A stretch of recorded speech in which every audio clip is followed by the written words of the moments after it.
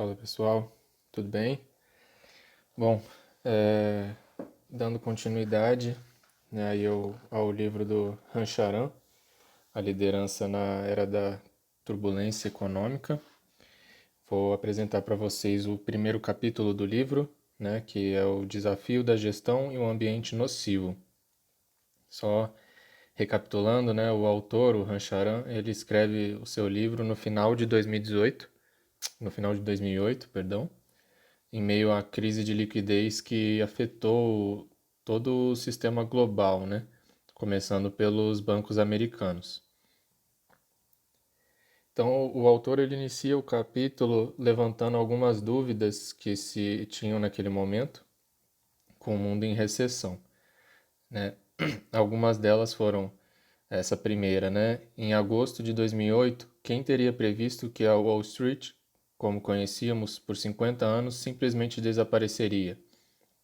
Outra, acostumados com a fácil disponibilidade de capital, quem teria imaginado que o crédito simplesmente se esgotaria em escala global, né? No futuro, quem pode dizer quanto capital estará disponível para a expansão? E por fim, quanto tempo a retração durará? Né? Então, todas essas eram dúvidas que naquele momento todas as pessoas, né, desde os líderes até qualquer tipo de pessoas comuns e tudo mais, tinham, né? Muito parecido com o momento que a gente vive hoje também, né? De dúvidas. Né? E por fim, o autor ele conclui, né, que o crédito ele é o lubrificante do motor econômico, né? E simboliza a criação de confiança. Até que houvesse novamente confiança em relação às intenções e força dos outros, haveria estagnação, né? Ou seja, seria muito mais difícil de se fazer negócio, né? Com o problema focal da crise sendo justamente o crédito, que é justamente o que impulsiona os negócios, né? Enfim, com esse cenário de batalha, como nomeia o autor, os líderes eles deveriam estar preparados para promover mudanças estratégicas, né, para a promoção de mudanças estratégicas, estruturais, financeiras e operacionais, com base nas informações que eles tivessem, né?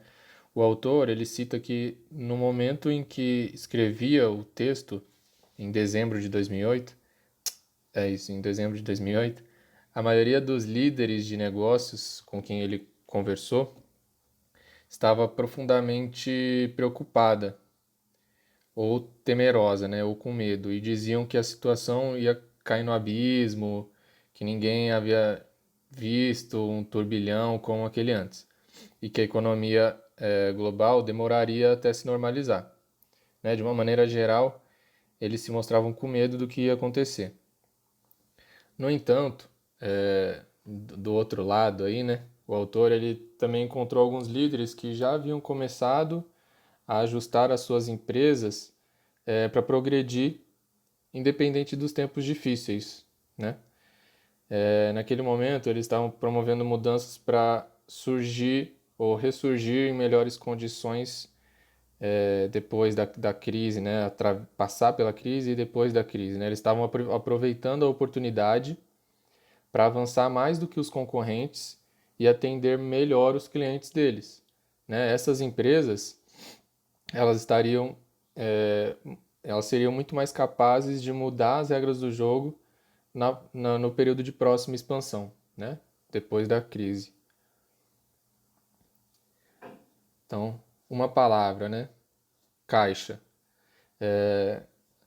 O autor ele cita que as pessoas tendem a superestimar a capacidade da sua empresa de sair bem de uma crise, né?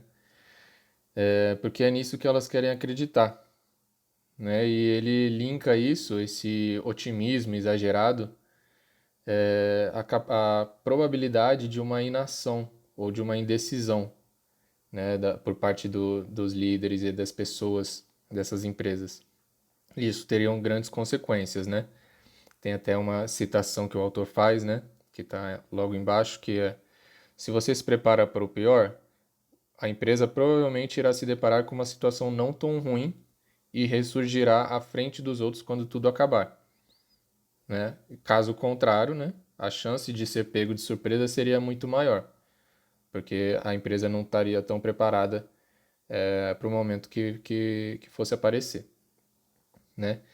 E aí o foco, então, ele deveria passar da demonstração de resultados para o balanço patrimonial, como citou o autor, né? O foco deveria ser proteger o fluxo de caixa e que esse seria o desafio mais importante das empresas naquele momento. A meta mais crítica naquele momento era em relação ao caixa.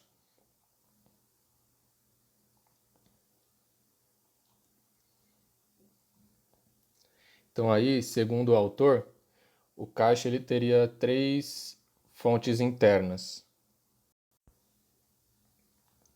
que seriam os lucros das operações,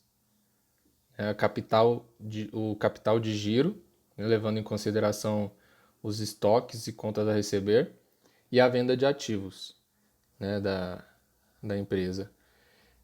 E o autor cita que essas três deveriam ser bastante exploradas, né? Cada venda ela deveria ser analisada em relação não apenas à atratividade das margens de lucro daquela venda, né? Então, menos margens, mas também elas deveriam ser analisadas quanto ao caixa que ficaria comprometido no estoque ou no contas a receber e por quanto tempo ele ficaria comprometido, né? Então, o foco ele deveria ser menos em margens e mais em caixa, mais em como aquele negócio ia impactar no caixa da empresa, né? Quando que ela ia ter aquele retorno, né? Aquele pagamento.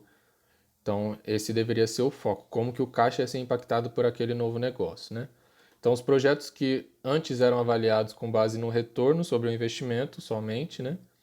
Ou principalmente, agora devem ser ponderados em termos de quanto caixa consumiriam, quanto poderiam gerar de caixa e em quanto tempo iriam começar a gerar o caixa, né? Porque a gente sabe que novos negócios aí, além de demandar muito investimento, para você ter os pagamentos dos clientes e tudo mais, os clientes têm muito prazo, então tudo isso impacta o caixa da empresa, né? Quando aquele dinheiro ia realmente voltar como lucro para a empresa, né? Como geração de caixa. Então, os líderes eles deveriam repensar o crescimento, né? Os CEOs deveriam mudar a forma de pensar no negócio, de maneira a pensar na eficiência de caixa, né? Ou seja, que os ganhos de participação de mercado não consumissem quantias grandes de caixa na forma de estoques e contas a receber, enfim, na forma de estoques e duração estendidas do contas a receber, né? Como eu citei anteriormente. Naquele momento, seria melhor reduzir a participação de mercado, cortando linhas de produto, reduzindo a base de clientes e fornecedores e tentar conquistar participação naqueles segmentos mais lucrativos em termos de caixa, né? Aí o autor ele cita um exemplo de um CEO que ele conhecia que abriu mão de 8% do volume do volume de vendas, né, total, quando ele aumentou os preços dos seus produtos, né? Mas nesse exemplo ele cita que os novos preços pegaram, né? O mercado começou a se adaptar a esses novos preços. Ele naquele momento perdeu parte do volume das vendas dele, mas as vendas que ele fazia eram mais lucrativas em termos de caixa e acabou que aqueles novos preços algum tempo depois pegaram e o resultado foi que a segurança que a empresa tinha num fluxo de caixa muito melhor, né? Muito mais saudável. Então, e por fim, ele cita que um ambiente de demanda em queda e risco de liquidez, a maioria das empresas não teriam escolha a não ser, ali, entre aspas, encolher, né? Por mais doloroso que fosse, elas teriam que enfrentar essa realidade, porque a sobrevivência ela dependeria de cortar custos e aumentar caixa, né? Esses dois pontos, eles transformariam uma situação ruim em uma oportunidade da empresa em sair mais forte depois dessa tempestade, dessa crise, né? Sair mais forte, mais flexível e mais bem posicionada do que os concorrentes dela. Uma nova intensidade de administração, né? Também outro ponto que seria necessário aí na gestão, né? Os líderes, eles deveriam promover uma enorme mudança na forma de como eles administravam o dia a dia da empresa, né? O sucesso naquele ambiente volátil exigia a chamada intensidade da administração, né? Ou seja, uma profunda aí, imersão nos detalhes da operação mesmo, né? Nos detalhes operacionais do negócio e também do mundo exterior, né? Com acompanhamentos diários. Então, assim, o autor cita que não bastava com que se sentasse em uma sala lendo relatórios, mas sim ter um conhecimento detalhado do que acontecia fora da empresa e em suas próprias operações, né? Por exemplo, se a empresa, o exemplo que é citado no livro é o seguinte: se a empresa produz computadores, né, e tem um grande cliente que é uma empresa de tecnologia da informação e aquela empresa estiver reduzindo o número de funcionários dela, a sua empresa que vende os computadores para essa segunda deve se preparar para fechar menos negócio com aquela empresa, né? Então esse é um conhecimento, por exemplo, do mundo externo, do mercado externo onde a sua empresa está inserida, né? Então é aí que está o nível externo, né? Entender a situação do mercado e de seus clientes e fornecedores. E a nível interno, deveria ter informações detalhadas sobre as atividades que afetam diariamente a saúde financeira e a liquidez da empresa, né? Como o caixa, como já foram citados, né? O caixa, os estoques e o contas a receber, né? Ter essas informações diariamente, né? Muito mais ao vivo, né? E também estar preparado para reagir rapidamente em qualquer situação, né?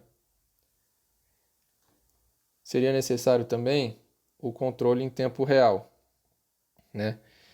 O autor ele cita que a maioria das empresas operavam com metas anuais, um acompanhamento aí dessas metas feitos de maneira trimestral, né? Só que naquele momento isso representava muito tempo, né? A volatilidade, como está aí embaixo, né? A volatilidade reduz o tempo de vida de uma estratégia e de um modelo de negócios, né? Que poderiam se tornar obsoletos, né, antes do que se pudesse imaginar, né? Então isso deveria ser pensado, essas informações elas deveriam ser muito mais ao vivo, né, em menos tempo, né? Então, e por fim aí, né, a flexibilidade era estratégica naquele momento, né? Então se via a necessidade de aumentar a frequência dos controles, definindo metas em base trimestral, mensal, semanal, dependendo do indicador, né, ou dependendo do que está trabalhando, né, revendo os indicadores e tomando ações corretivas com maior frequência, né? Você ter as metas numa frequência menor, numa frequência mais breve, né, trimestral, mensal, semanal, você consegue tomar as ações, né, necessárias em menos tempo, né? Você fica sabendo antes daquele problema, né?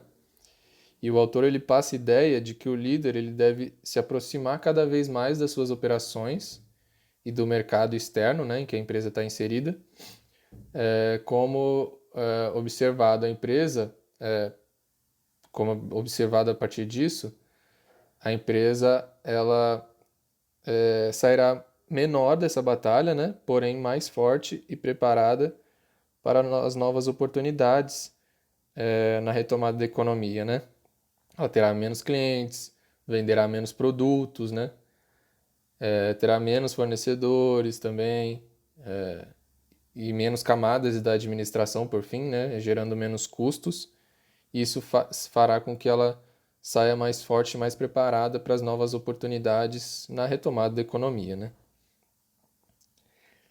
E aí, para fechar esse capítulo, né, o autor ele cita as 6 características essenciais da liderança para os tempos difíceis, né, que estavam sendo vividos. A primeira ele cita que é a honestidade e a credibilidade, né? Então você tem que entender como dizer às pessoas no que você acredita, né? Quando não se tem como saber com certeza o que é certo ou errado, né? Qualquer uma das pessoas, o autor diz que qualquer uma das pessoas poderia simplesmente recorrer ao Google, né? Para testar suas ideias, para testar o que você estava falando, né? E a única resposta, então, seria justamente a humildade e a honestidade, né? Então, o líder ele deveria ser sincero com as pessoas, reconhecer os limites das suas ideias, das suas percepções naquele momento, porque todo mundo tinha dúvidas, né? Nada estava muito claro para ninguém, e pedir às pessoas mesmas que dissessem o que elas achavam, né? Interagir com essas pessoas também, escutar o que elas tinham a falar. Segundo, a capacidade de inspirar, né? Mostrar a equipe que está ao redor, né? Desse líder, que ele estava concentrado nas novas prioridades, né? Sem medo, para inspirar essa equipe a fazer o mesmo, né? A estar todo mundo junto nessa mudança, né? Em terceiro, aí, a conexão em tempo real com a realidade, né? Como a gente citou, de ter os relatórios numa frequência maior, né? Estar mais ligado ao mercado externo em que a empresa está inserido, tudo para que fosse possível a tomada de decisão no menor tempo possível, né?